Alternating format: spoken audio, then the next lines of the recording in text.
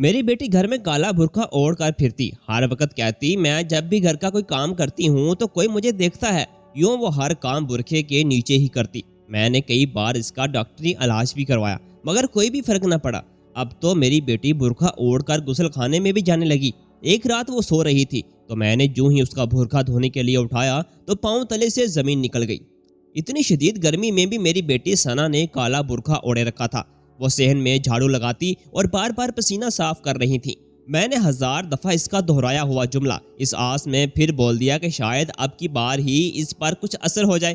میں بولی ثنا برقع اتار دو، گھر میں کوئی نہیں ہے، فقط تم اور میں ہی ہیں۔ اس نے نفی میں سر ہلا دیا اور سرگوشی کے انداز میں بولی امی آپ کو علم نہیں، کوئی مجھے چھپ چھپ کر دیکھتا ہے۔ مجھے ایک دم سے غصہ آ گیا تھا۔ میں نے اپنی بیٹی سے جھاڑو چھین لیا اور اسے کہا کہ تم کمرے میں جا کر لیٹ جاؤ، میں ہی کر لیتی ہوں گھر بھر کے کام۔ وہ مجھ سے ڈر گئی تھی اس لیے چپ چاپ کمرے میں چلی گئی تھی۔ میں جھاڑو لگاتی جاتی اور بڑبڑاتی جا رہی تھی کہ نہ جانے بیٹھے بٹھائے اس کم وقت کو کیا ہو گیا ہے۔ ثنا ایک بڑی ہی ہنس مکھ اور سوشل سی لڑکی تھی۔ نئے طرز کا ہر فیشن سب سے پہلے محلے میں وہی تو کرتی تھی۔ محلے کی سب خواتین اس سے بڑی متاثر تھیں مگر بھیڑا گھر کھو پروین کا، جس نے میری بیٹی کا یہ حال بنا دیا تھا۔ نہ جانے دنیا جہان چھوڑ کر ثنا نے محلے میں آنے والی 35 برس کی بیوہ پروین کے ساتھ دوستی کیوں گھانٹ لی تھی۔ جیسے جیسے ان کی دوستی بڑھتی گئی میری ثنا کے رنگ ڈنگ بدلتے چلے گئے تھے۔ وہ ہر وقت سیاہ برقع اوڑھ کر رکھتی اور کہیں بھی آتی جاتی نہیں تھی۔ اسے فقط پروین کے ساتھ ہی سروکار تھا۔ شام ہوئی تو میں نے ثنا کو آواز دی کہ آ کر ہانڈی پکا لو، تمہارے ابو آنے ہی والے ہیں۔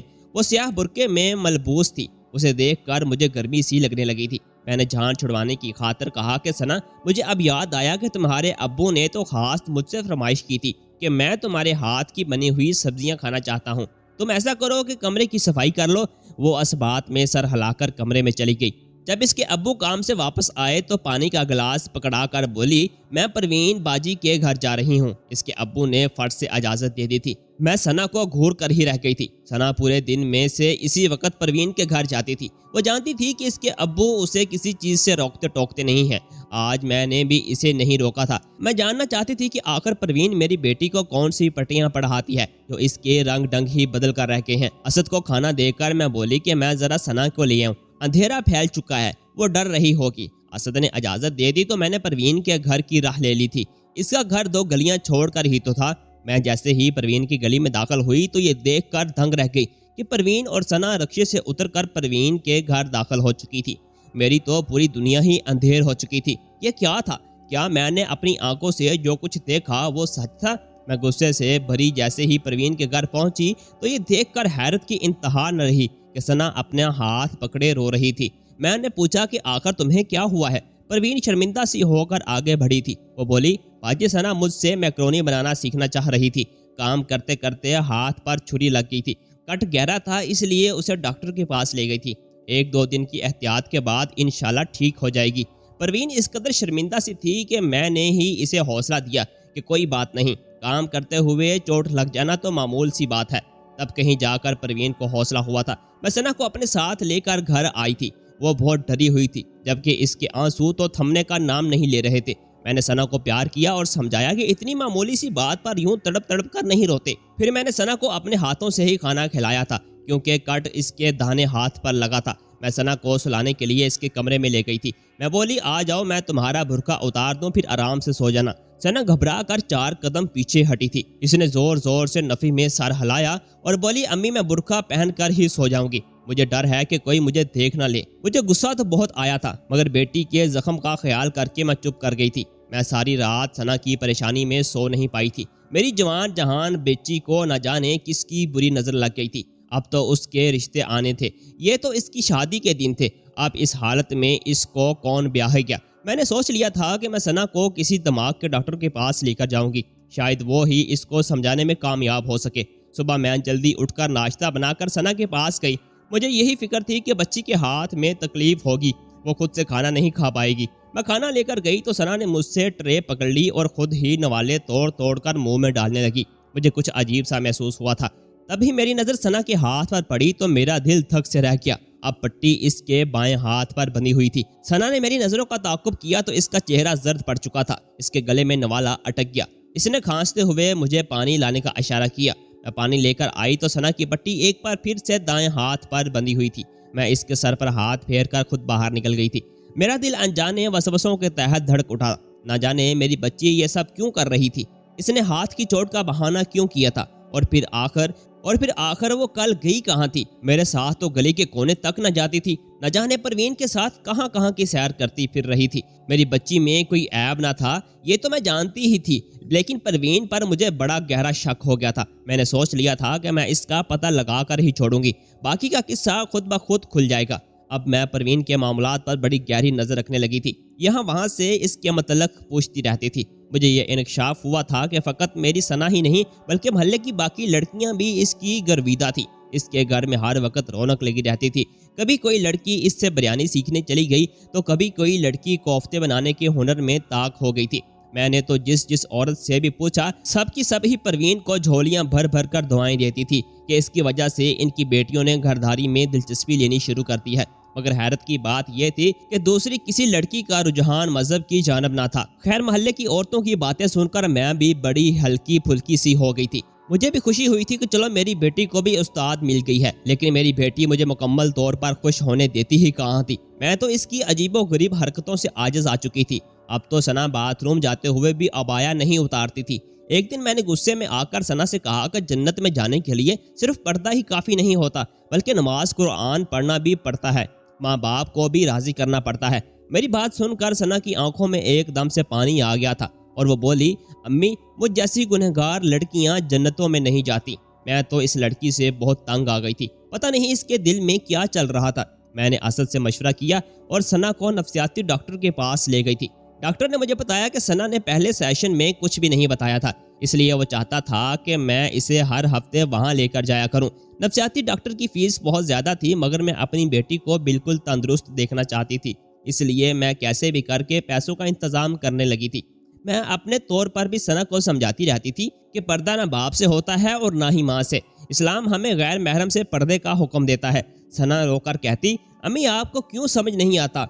आपके और अब्बू के अलावा भी कोई है इस घर में जो मुझे छुप छुप कर देखता है। वो मेरा महरम तो नहीं है, मेरा पर्दा वाजिब है। मैं बोली, आखिर कौन है जो तुम्हें देखता है? किसने मेरी बेटी को तंग कर रखा है? वो बोली, अम्मी, कभी वो छत से घूरता है मुझे, तो कभी मेरे कमरे के रोशनदान से, कभी वो हमारे घर की दीवार से सर निकाल कर मुझे देखता है। मैं अपनी बेटी की ये हालत देख कर रोने लगी थी। तभी मोहल्ले में शोर उठा था। मैं भागकर बाहर निकली तो पता चला कि राशिदा की बेटी घर से भाग गई है। वो घर से कहकर निकली थी कि परवीन से कोरमा सीखने जा रही है, मगर जब वो 5 घंटे बाद भी घर न लौटी तो राशिदा परवीन के घर गई। परवीन ने बताया कि इसकी बेटी तो आज वहां गई ही नहीं थी। पूरे मोहल्ले में शोक फैल गया था। ये अपनी नौइयत का पहला वाकया था, इससे कबल तो कभी ऐसा नहीं हुआ था। राशिदा ने रोह रो कर अपना बुरा हाल कर लिया था, जबकि राशिदा के शोहर ने खुद को घर में कैद कर लिया था। अब मोहल्ले की सभी औरतें डर चुकी थीं। सब ने ही अपनी बेटियों को घर में कैद कर लिया था। कुछ दिन इस वाकये की दहशत रही, फिर ये किस्सा आया गया हो गया, लेकिन मेरे दिमाग में राशिदा के बहन अटक कर रह गए थे। मेरी तो थी भी एक ही बेटी, वो ही मेरा सब कुछ थी। मैं इसको खोने का सोच भी नहीं सकती थी। मैं सना को फिर से डॉक्टर के पास ले गई तो इसने बताया कि सना के दिल में कोई खौफ बैठा हुआ है, इस वजह से वो खुद को छुपा छुपा कर रखती है। अब मुझे डॉक्टर पर तब चढ़ गई थी कि इतनी भारी फीसें भी लेते हो, मगर अभी तक तुमसे मेरी बच्ची की बीमारी ही नहीं पकड़ी गई। इतना तो मैं खुद भी जानती हूँ कि सना किसी शय से डरी है, लेकिन वो क्या चीज़ है यह बताना आपका फ़र्ज़ है। डॉक्टर ने मुझे तसल्ली दी, लेकिन मैंने फैसला कर लिया था कि मैंने अपनी बेटी को दोबारा वहाँ नहीं लेकर जाना। मैं इसे किसी पीर फकीर से दम करवा कर देखना चाहती थी। एक पीर ने मुझसे कहा कि हर जुमेरात को रात 11 बजे के बाद 11 मुर्गियां मोहल्ले में छोड़ देनी है, इसी तरह मेरी बेटी के सर से हर बला टल जाएगी। अब मैं बहुत पुरउम्मीद हो गई थी। मैंने सुना था कि ये पीर बड़ा पहुंचा हुआ है। अब मैं जुमेरात की बड़ी बेसब्री से इंतजार कर रही थी। जब से मैंने सना पर दम करवाया था वो काफ़ी बेहतर हो गई थी। बुर्का तो इसने अभी भी नहीं छोड़ा था, मगर इतना ज़रूर था कि वो एक बार फिर से परवीन के पास जाने लगी थी। मैं इसी में खुश थी कि चलो परवीन के साथ मेरी बच्ची खूब खुश रहती है। मुझे परवीन पर भी बहुत तरस आता था। इसकी कहानी भी बड़ी दुखी थी। वो शादी के 2 माह बाद ही बेवा हो गई थी। ससुराल वालों ने मनहूस कहकर घर से निकाल दिया था, जबकि भाइयों ने भी इसे घर में घुसने न दिया था। अब वो तनहा जिंदगी गुजार रही थी। इसकी एक सहेली ने ही इसे हमारे मोहल्ले में घर लेकर दिया था। بس یہ اچھا تھا کہ پروین کے شوہر کے انتقال کے بعد اسے اچھی خاصی پینشن ملتی تھی، جس کی وجہ سے اس کا خوب گزارا ہو رہا تھا۔ میرے دل میں اکثر یہ بات بھی آتی تھی کہ میں کوئی مناسب سا لڑکا ڈھونڈ کر پروین کی شادی کر دوں گی۔ پہاڑ جتنی زندگی وہ بچی اب تنہا تو گزار نہیں سکتی تھی نا۔ میں نے اپنے طور پر رشتہ بھی ڈھونڈنا شروع کر دیا۔ اللہ اللہ کر کے جمعرات کا دن بھی آ گیا۔ میں نے سر شام ہی شوہر اور بیٹی کو کھانا کھلا کر سلا دیا تھا۔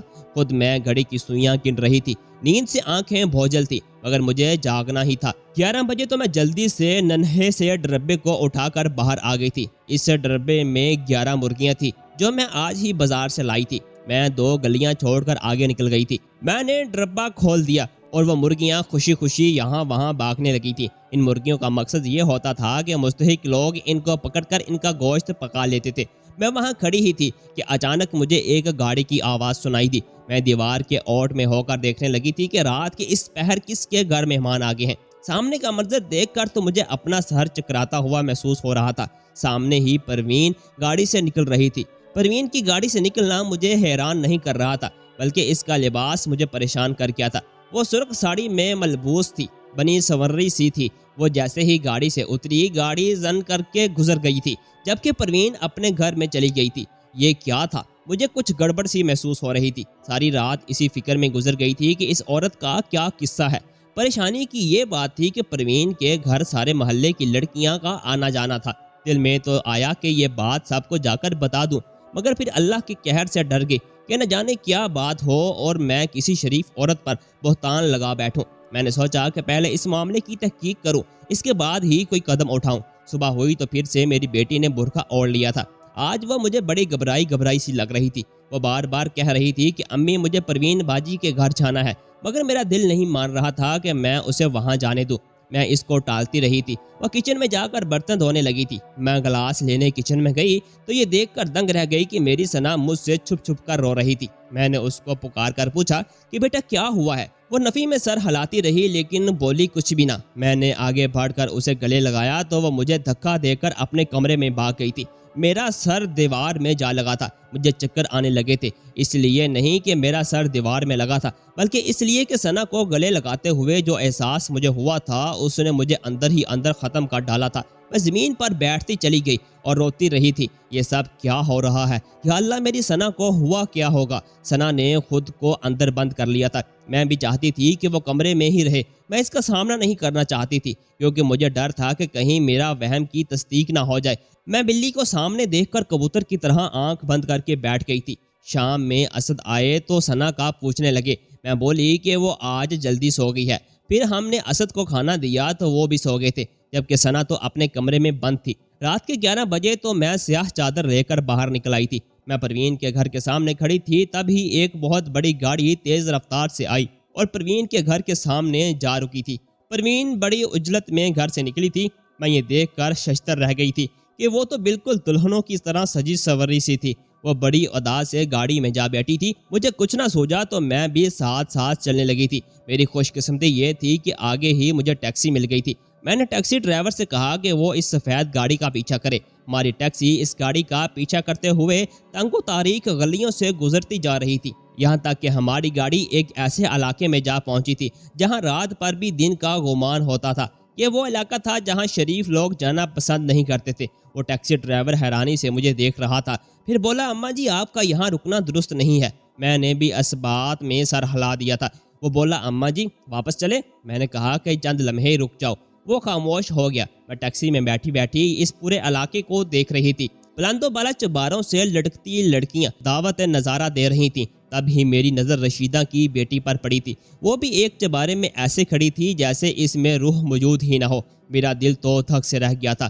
میں رونے لگی تھی۔ پھر میں نے ڈرائیور کو بولا کہ وہ واپسی کی راہ لے۔ ہم واپس آ گئے تھے۔ وہ ساری رات میں نے انگاروں پر لوٹتے ہوئے گزاری تھی۔ ثنا کی فکر، پروین کا صدمہ اور رشیدہ کی بیٹی کا غم مجھے اندر ہی اندر کھائی جا رہا تھا۔ مجھے سمجھ میں نہیں آ رہا تھا کہ میں کیا کروں یا کیا نہ کروں۔ پھر میں نے ایک حل سوچا تھا۔ میں اپنے محلے کے تمام معززین کے گھر گئی تھی۔ میں نے ان سے کہا کہ پروین ہر رات کہیں جاتی ہے، ہمیں اس کا پیچھا کرنا چاہیے۔ سب لوگ حیران رہ گئے تھے، مگر پھر بھی انہوں نے میری ہدایت پر عمل کیا تھا۔ ہم رات کے 11 بجے سڑک پر کھڑے ہو گئے تھے और परवीन गाड़ी में बैठकर हमारे सामने से ही गुजर गई थी। फिर हमने इसका पीछा किया और सब परवीन की हकीकत जान गए थे। मैंने इनको रशीदा की बेटी भी दिखा दी थी। मोहल्ले वालों का खून जोश मारने लगा था। वो चाहते थे कि अभी गाड़ी से उतरकर परवीन की दुर्गत बना दें, मगर मैंने इनको समझाया कि ऐसे लोग बड़े बदमाश होते हैं, हम इनका मुकाबला नहीं कर सकते। मैंने इनको एक लायहा अमल बताया था। इस बार फिर से मेरी बात मोहल्ले वालों ने मान ली थी। हम वापस चले आए थे। अगले दिन हम सब मिलकर परवीन के घर गए थे। मैं ही आगे बढ़कर बोली थी, परवीन, हम सब तुम्हारी असलियत से वाकिफ हो गए हैं। हम जान गए हैं कि तुम्हारा ताल्लुक इस जगह से है जहां का नाम लेना भी हम गवारा नहीं करते। हमने अपनी आंखों से देखा है कि रशीदा की बेटी भी वहीं पर है। अगर तुम यहाँ से जिंदा सलामत निकलना चाहती हो तो रशीदा की बेटी को यहाँ बुलवाओ, वरना हम तुम्हारी तिक्का बोटी करके कुत्तों के आगे डाल देंगे। परवीन बड़ी घबरा गई थी। वो साफ मुकर गई थी, मगर आखिरकार अपनी असलियत के मतलब मान ही गई थी। फिर इसने अपने आदमियों को फोन करके रशीदा की बेटी को वापस बुलवा लिया था। हमने पुलिस का पहले से ही इंतजाम किया हुआ था। लड़की अगवा के केस में पुलिस परवीन और उसके आदमियों को पकड़ कर ले गई थी। रशीदा के घर तो अजीब सा माहौल था। कभी वो खुशी से हंस देती तो कभी रो देती कि इसकी बेटी के माथे पर बहुत बड़ा दाग लग गया था। मैं ये सब निपटा कर घर वापस आई तो मैं बाथरूम के बाहर सना का बुर्का पड़ा हुआ देखा था। वो खुद बाथरूम में थी। मैंने इस मौके का फायदा उठाया और इसका बुर्का जल्दी से धो डाला था। सना को इल्म नहीं था कि मैं घर वापस आ चुकी हूँ। जब वो बाथरूम से बाहर निकली तो मुझे देखकर डर गई थी, जबकि मैं तो बेहोश होते होते बची थी। मेरे सामने सना खड़ी थी, जिसका पेट 9 माह की हामला औरत की तरह बाहर निकला हुआ था। मैं रोते हुए बोली, सना ये क्या है? वो बोली, अम्मी मुझे बहुत दर्द होता है, सारी सारी रात नींद नहीं आती। मैंने परवीन बाजी को दिखाया तो वो बोली कि तुम हामला हो। अम्मी, मैं नहीं चाहती थी कि किसी को मेरे हमल के मतलब इल्म हो और मेरे बाप की इज्जत खाक में मिल जाए। मैं कुछ बोलने का काबिल भी नहीं रही थी। सना ने रोते हुए बोला, अम्मी मुझे बचा ले, मैं ये बच्चा नहीं जनना चाहती। मेरा दिल तो कर रहा था कि सना का गला घोंट कर इससे जान छुड़वा लूं, मगर मैं ममता के हाथों मजबूत थी। इसके रोने से मुझे तकलीफ होती थी। मैंने शफीक लहजे में पूछा कि सना तुमने किसी से निकाह किया है? वो रोते हुए नफ़ी में सर हिलाने लगी थी। वो बोली, अम्मी मुझे निकाह तो दूर की बात, मैंने तो आज तक किसी लड़के से बात तक नहीं की। अब मैं चूक गई थी। वो बोली कि फिर ये हमल कैसे मुमकिन है? सना बोली, अम्मी मुझे परवीन बाजी ने कहा था। फिर जिस दिन मैंने हाथ के जख्म का नाटक किया था वो मुझे अपने साथ डॉक्टर के पास लेकर गई थी। डॉक्टर ने इनके शक की तस्दीक कर दी थी। मैं इसलिए रोती रहती थी। वो कहती थी कि एक दिन मौका देखकर वो मुझे अपने साथ लेकर मेरी डिलीवरी करवाएगी। मैं जान गई थी कि वो अपने साथ मेरी सना को क्यों लेकर जाना चाहती थी। वो उसे भी अपने कोठे पर बिठाकर नचवाती। मैंने सना के बुरके के सूखने का इंतजार किया, फिर इसे अपने साथ अस्पताल ले गई थी, जहां चेकअप के बाद पता चला कि सना हामला नहीं थी, बल्कि इसके पेट में रसोली थी जो दिन ब दिन बढ़ती जा रही थी। अब वो इस कदर बढ़ चुकी थी कि सना की जान को भी खतरा था। मैंने अल्लाह पर तवक्कल करके इसी वक्त सना का ऑपरेशन करवा दिया था। अल्लाह का लाख शुक्र है कि मेरी सना बच गई थी, उसे एक नई जिंदगी मिल गई थी। अब आहिस्ता आहिस्ता सना बेहतर होने लगी थी। मैंने सना से पूछा कि बेटा क्या अब भी तुम्हें महसूस होता है कि कोई तुम्हें देख रहा है? सना ने नफ़ी में सर हिला दिया था। वो बोली कि अम्मी मुझे कभी भी ऐसा महसूस नहीं हुआ था, मैं तो बुर्का पहनने के लिए बहाना बनाती थी। परवीन बाजी ने जो मुझे डरा दिया था। मैंने अपनी बेटी के सर पर हाथ फेरा और कहा, सना मेरी एक बात हमेशा याद रखना कि अपना दुख दर्द परेशानी हमेशा अपने माँ बाप या घर वालों को बतानी चाहिए। जब हम बाहर सहारे ढूंढने लग जाते हैं तो वो ही हमें गहरे कुएं में धकेल देते हैं। दोस्तों, अगर वीडियो पसंद आई हो तो हमारी वीडियो को लाइक और चैनल को सब्सक्राइब लाजमी कीजिएगा। अल्लाह हाफिज़।